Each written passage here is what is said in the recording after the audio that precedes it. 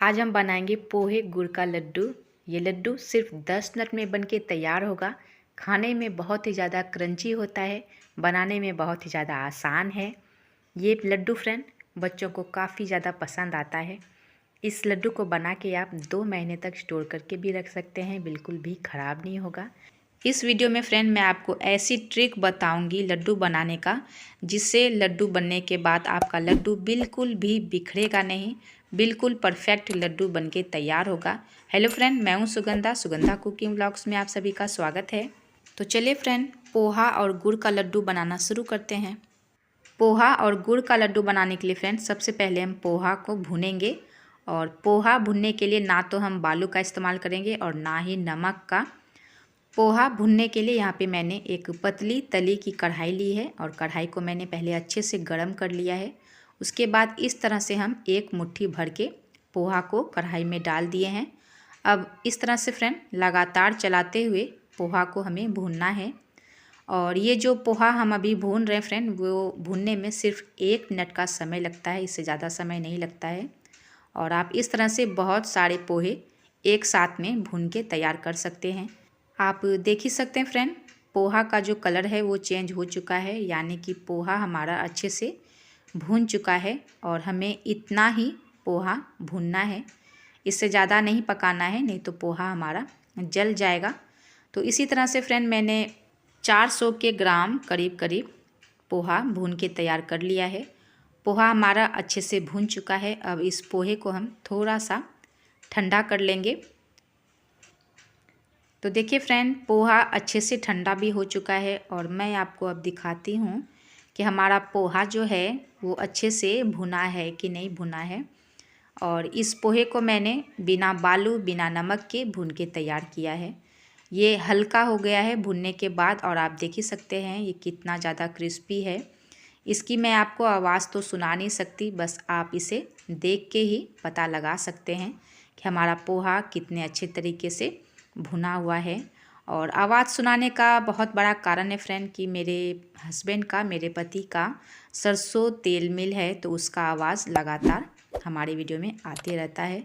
तो चूड़ा को मैंने भून के साइड में रख दिया है। अब जाके यहाँ पे मैंने गुड़ को इस तरह से चाकू की हेल्प से काट रही हूँ। और इस तरह से मैंने चक्की वाला जो गुड़ आता है उसी गुड़ को यहाँ पे मैंने लिया है फ्रेंड। और वज़न में ये गुड़ जो है 200 ग्राम के करीब करीब है।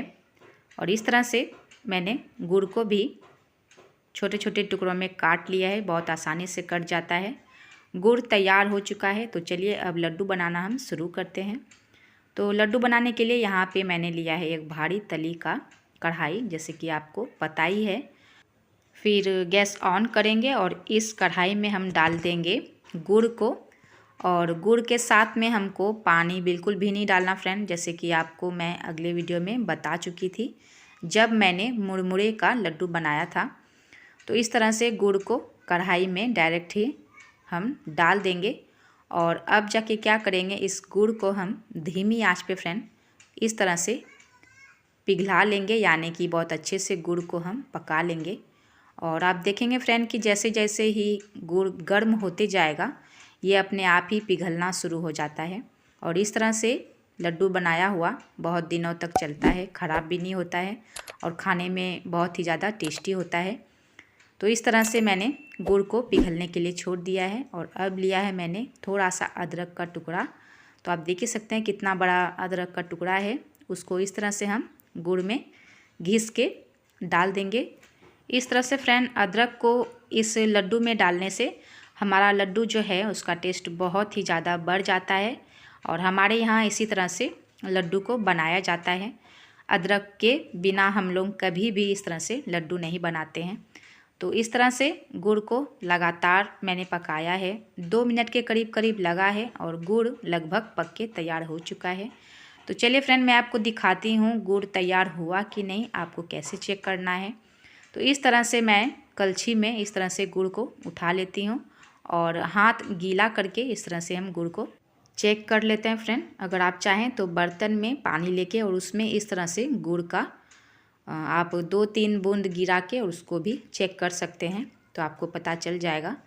मैंने गुड़ को फ्रेंड थोड़ी देर और पका लिया है और मैं फिर से गुड़ को चेक कर लेती हूँ। तो हाथ मैंने गीला कर लिया है। इस तरह से गुड़ को हम चेक करेंगे। तो गुड़ इस तरह से इकट्ठा होने लगेगा तो आप समझ लीजिए कि हमारा लड्डू बनाने के लिए गुड़ तैयार हो चुका है।